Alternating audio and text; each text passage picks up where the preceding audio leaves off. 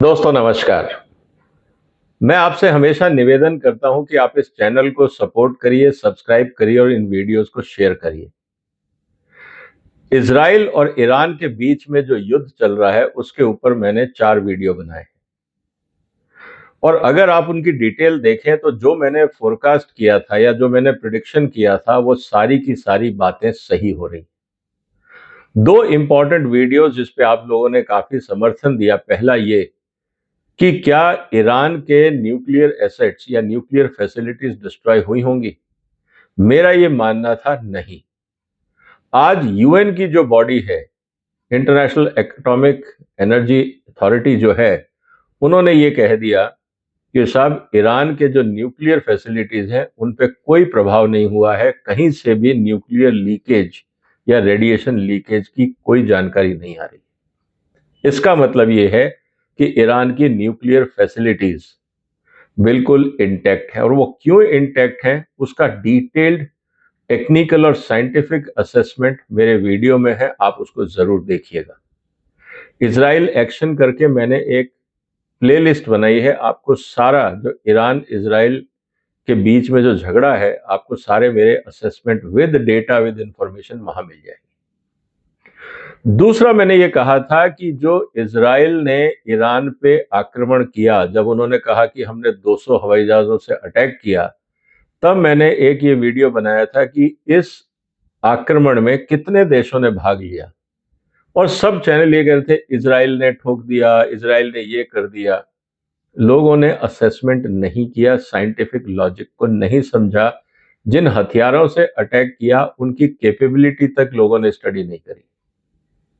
आज ये खबर आ रही है कि बीच बीच में कुछ जो टैंकर्स थे जो फ्लाइंग एयरक्राफ्ट को रिफ्यूलिंग करते हैं, वो जर्मनी से थे। और उन्होंने थोड़े समय के लिए अपने सिग्नल्स को ऑन किया था, वो कैप्चर हो गए। बाकी सब अपने ट्रांसपॉन्डर्स को जिससे सिग्नल ट्रांसमिट होते हैं उन सबको ऑफ करके फ्लाई कर रहे थे।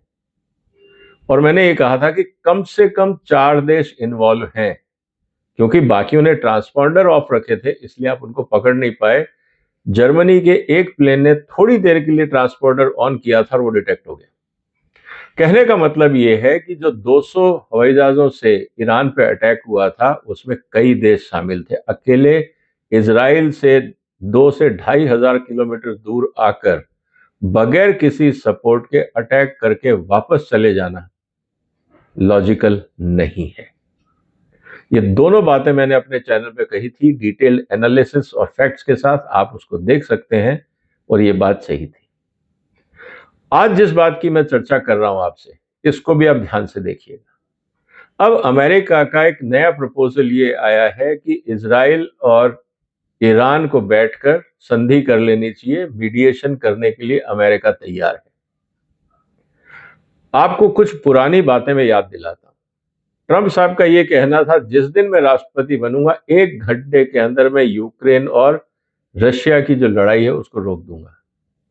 आज कितना टाइम हो गया? 6 महीने हो गए इस पूरी कहानी को। कब वो चुनाव जीते थे? फरवरी में उन्होंने चार्ज लिया था, आज जून आ गया, लड़ाई वैसी की वैसी है, इनफैक्ट और ज्यादा गंभीर हो गई। अब ट्रंप साहब ने यूक्रेन जाके समझौता किया, बीच में उन्होंने यूक्रेन को छोड़ दिया था, लेकिन फिर उन्होंने अब पुतिन से बात करनी शुरू करी है इस लड़ाई को रोकने के लिए। क्योंकि जो वो चाह रहे थे यूक्रेन में कि रशिया को दबा देंगे, वो हो नहीं पा रहा।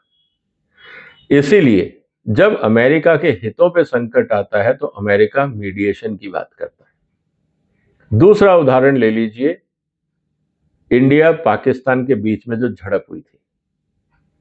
अमेरिका के उपराष्ट्रपति ने यह कहा था कि यह तो भारत और पाकिस्तान की लड़ाई है, हम इसमें बीच में नहीं आएंगे, दोनों को आपस में लटकने दो। लेकिन ऑपरेशन सिंदूर ने जैसे ही पाकिस्तान के इंपॉर्टेंट एयर बेसिस को निशाना बनाया, जहां पे अमेरिकन एसेट्स पड़े थे, दौड़ के रातों रात अमेरिका पहुंचा मीडिएशन के लिए और तुरंत भारत से निवेदन किया कि आप सीज फायर करिए। आप इस बात को समझिए दोस्तों कि इतने सालों तक अफगानिस्तान में काम करने के बाद अरबों रुपए के हथियार अफगानिस्तान में थे, रातों रात अमेरिका छोड़ गया। क्या उनको ये टेंशन नहीं था कि ये हथियार चाइना के हाथ में पड़ जाएंगे या रशिया के हाथ में पड़ जाएंगे, उनकी टेक्नोलॉजी पिलफरेज हो सकती है? क्या अमेरिका इतना केयरलेस होगा? ऐसा नहीं है। उन्होंने वहां से सारे हथियार शिफ्ट कर दिए अलग अलग जगह, पाकिस्तान के कैंटोनमेंट्स में और एयरफील्ड्स में, जिसको आप कह सकते हैं कि सेफ रिजर्वायर्स बना दिए। जब ऑपरेशन सिंदूर शुरू हुआ और उनको लगा कि ये सारी चीजें जो उन्होंने संभाल के रखी थी कि कभी काम आ जाएंगी, ये तो सब ऑपरेशन सिंदूर में बर्बाद हो जाएंगी, उन सबको बचाने के लिए दौड़ के आए कि भैया इस लड़ाई को रोको, क्योंकि उनकी उम्मीद ये थी कि ये सब जो कश्मीर का बॉर्डर है झगड़ा वहां तक ही सीमित रहेगा। जैसे पिछली बार हुआ था कि जो भी बालाकोट पे अटैक हुआ या उड़ी के बाद जो सर्जिकल स्ट्राइक हुई, उनको लगा ये बस बॉर्डर एरिया में रहेगा, लेकिन ऑपरेशन सिंदूर ने अमेरिका के पूरे गेम को बिगाड़ दिया। और जब अमेरिका के हितों पे चोट पड़ी तो तुरंत मीडिएशन के लिए दौड़ के आए। आज आज हालत यह है कि ईरान और इजराइल के झगड़े में अमेरिका को लग रहा है कि कहीं पासा पलट ना जाए। अमेरिका का पूरा समर्थन इजराइल के पास है, इजराइल के पास सारे हथियार भी हैं, सब कुछ है, लेकिन एक बात का ध्यान रखिए दोस्तों, ज्योग्राफी। ईरान बहुत बड़ा क्षेत्रफल है, उन्होंने पता नहीं कहां कहां क्या क्या चीजें छुपाई होंगी, वहां तक तो इजराइल के हथियार पहुंच भी नहीं पाएंगे, क्योंकि 2000 से 3000 किलोमीटर तक का डिस्टेंस है जिनको वो कवर करना है। इस बात को समझना होगा।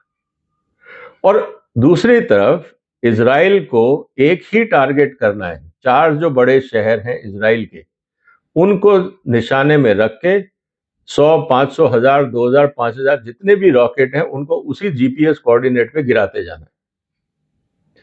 कहने का मतलब यह है कि अगर आयरन डोम से अगर 2% भी हथियार छूटे, मान लीजिए कि 100 मिसाइलें छोड़ी, 2% चूक गए, तो 2 मिसाइलें तो लगेंगी इसराइल के अंदर इंपॉर्टेंट जगह पे, और अगर 1000 छोड़ दी तो 20 लग जाएंगी।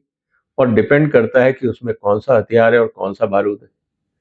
कुल मिला के अगर आप जो फिगर्स आ रही हैं, जो इमेजेस आ रही हैं बीबीसी की तरफ से या बाकी तरह से, इसराइल में जितना डेवस्टेशन हुआ है, इतनी उम्मीद ना इसराइल को थी ना अमेरिका को थी। अब सबसे बड़ा सवाल ये खड़ा हो गया, तो फिर आयरन डोम इसका मतलब इनइफेक्टिव है, तो पूरी टेक्नोलॉजी पे सवाल खड़ा हो गया। फिर अमेरिका ने जो एंटी एयरक्राफ्ट गन दी होंगी, जो डिफेंस एयर डिफेंस सिस्टम्स दिए होंगे, वो भी काम नहीं कर रहे। तभी तो पहुंचे हथियार, मतलब कि बारूद इसराइल की सड़कों पे गिरा है, बिल्डिंगों पे गिरा है। तो इसका मतलब अमेरिका के जो हथियार हैं वो काम नहीं कर रहे, इनइफेक्टिव हो गए इसराइल ईरान के सामने। कहने का मतलब क्या है? अमेरिका की नाक का सवाल है। जितनी ये लंबी लड़ाई चलेगी, मान लीजिए कि रोज 5-7 मिसाइलें गिरे ईरान के ऊपर, ईरान के छोड़े हुए इसराइल में, और बदले में चाहे आप 500 बम गिरा दीजिए ईरान के अंदर, तो आप किस पे गिराओगे? सारी की सारी जो स्ट्रेटेजिक साइट्स हैं वो सब अंडरग्राउंड है। हमास जब पूरा इकोसिस्टम अंडरग्राउंड चला सकता है, तो क्या ईरान मूर्खता करेगा कि जब उनको पता है कि अमेरिका और इजराइल उसके पीछे हाथ धो के पड़े हुए हैं, तो वो सारे अपने क्रिटिकल और वाइटल इंस्टॉलेशन है, क्या वो ओवरग्राउंड रखेगा? मैं इस बात को नहीं मानता। और अगर आप ईरान का पूरा रेंज देखें, मतलब जो उसका ज्योग्राफी देखें, तो पहाड़ों से भरा पड़ा है। और मैंने उस वीडियो में आपको दिखाया था कि क्यों इजराइल के हमले से ईरान के जो इंपॉर्टेंट साइट्स हैं उनको कुछ नहीं होगा, आप वो देख सकते हैं। तो यहां एक सबसे बड़ा सवाल ये हो गया कि क्या अमेरिकन टेक्नोलॉजीज इनइफेक्टिव हो रही हैं ईरान के मिसाइलों के सामने? पहला सवाल। दूसरा, अगर मान लीजिए कल को ईरान को आपने ज्यादा तंग किया और उसने सऊदी अरेबिया में और बाकी जगह पे जो इंपॉर्टेंट स्टैब्लिशमेंट्स है वहां पे अगर रिफाइनरी पे आग लगा दी या बॉम्ब गिरा दिए या मिसाइलें छोड़ दी, तो क्या होगा? दुनिया का जो ऑयल क्राइसिस है वो बढ़ जाएगा, इन्फ्लेशन बढ़ेगा। अमेरिका जो चाह रहा था इन्फ्लेशन कंट्रोल करके इकोनॉमी को रिवाइव करना है, वो पॉसिबल नहीं होगा। पूरी दुनिया में महंगाई बढ़ जाएगी, तो ट्रेड पे असर आएगा, इंटरेस्ट रेट्स पे असर आएगा, ओवरऑल स्टॉक मार्केट्स गिरेंगे। जो ट्रंप साहब ने अभी तक, ट्रंप की जो एसेट वैल्यू है, वो जब से वो राष्ट्रपति बने हैं डबल हो गई है, 2 बिलियन से 4 बिलियन डॉलर हो गई। ये अमेरिकन मीडिया का असेसमेंट है। वो सारा स्टॉक मार्केट वैल्यूएशन खत्म हो जाएगा ट्रंप साहब का, तो वो नहीं चाहेंगे कि ये एस्केलेशन हो। इसके अलावा जो F-35, F-16, F-15 दुनिया भर के जो हवाई जहाज दिए हैं, उसके कारण भी आप ईरान को रोक नहीं पा रहे हो। तो ऐसी स्थिति में फिर ये हथियार लेके करेंगे क्या? कहने का मतलब है कि पूरी दुनिया इस बात को देख रही होगी कि अमेरिका के हथियार और जो स्ट्रेटेजीज है वो काम करती है या नहीं। और दूसरी तरफ ईरान के बनाए हुए ड्रोन और ईरान के बनाए हुए मिसाइल्स अमेरिकन और इजरायली टेक्नोलॉजी को भेदते हुए इजराइल में जाके तबाही मचा रहे हैं। इससे बड़ा सेटबैक टेक्नोलॉजिकल कैपेबिलिटी और एडवांसमेंट्स का क्या होगा? दूसरी तरफ चाइना, रशिया अगर ईरान का पूरा साथ देते हैं, हथियारों में सप्लाई करते हैं बैकएंड से, और वो इजराइल के ऊपर लगातार अटैक होता है, तो अमेरिका की मजबूरी हो जाएगी इजराइल को बचाना। इसका मतलब ये है कि अमेरिका जो है वो लड़ाई में पूर्ण रूप से शामिल होगा। जैसे ही वो शामिल होगा तो एक तरफ यूक्रेन फ्रंट चल रहा है, दूसरी तरफ ईरान इजराइल फ्रंट शुरू हो जाएगा। तो चाइना को ये रिलीफ मिलेगा कि अब साउथ चाइना सी को लेकर जो टेंशन था चाइना के ऊपर वो कम होगा, और दूसरी तरफ जब अटेंशन डाइवर्ट होगा तो यूक्रेन पे दिमाग हटेगा, तो उधर से रशिया का फायदा होगा। इसीलिए मैं कह रहा हूं कि अमेरिका इस समय तुरंत सीज फायर क्यों चाहता है, कि उनके जो आर्थिक हित हैं और सामरिक हित हैं वो बच सके। आपको क्या लगता है दोस्तों, क्या अमेरिका ने ये एस्टिमेट किया था कि ईरान की मिसाइलें जाके इजराइल में तबाही मचाएंगी? कभी ये सोचा था? शायद यही कारण है कि गेम प्लान पलट रहा है। अब या तो और एग्रेसिव होंगे और ज्यादा हमला करेंगे, लेकिन प्रॉब्लम क्या है कि इजराइल और ईरान के बीच में जो कम से कम दूरी है वो 2000 से 2500 किलोमीटर की। तो इस बीच में एक दूसरे के हथियारों को न्यूट्रलाइज करने का आपको काफी टाइम मिल जाता है। इसका मतलब यह है कि अमेरिका या तो अपने शिप से या बे ऑफ बंगाल से या और कहीं से, मेडिटेरेनियन सी से, या CIS कंट्रीज जो हैं या सेंट्रल एशिया है, वहां के अपने बेसिस को इस्तेमाल करके ईरान पे अटैक करेगा। और रिटेलिएशन में अगर ईरान ने उन देशों के इंपॉर्टेंट स्टैब्लिशमेंट्स को उड़ा दिया, वहां की रिफाइनरीज को, पावर प्लांट्स को, तो एक केओस खड़ा हो जाएगा। इसीलिए अमेरिका समझ रहा है कि इस समय उनकी आर्थिक स्थिति बहुत अच्छी नहीं है, बेहतर यह है कि सीज फायर कराया जाए। इसीलिए मैं कहता हूं, जब भी अमेरिका की तरफ से प्रपोजल आता है कि सीज फायर करिए, चाहे वो यूक्रेन का मुद्दा था, चाहे भारत पाकिस्तान का मुद्दा था, तो आप समझ लीजिए कि इसमें अमेरिकन हित कहीं ना कहीं हर्ट हो रहा है, जिसको वो बचाना चाह रहे हैं।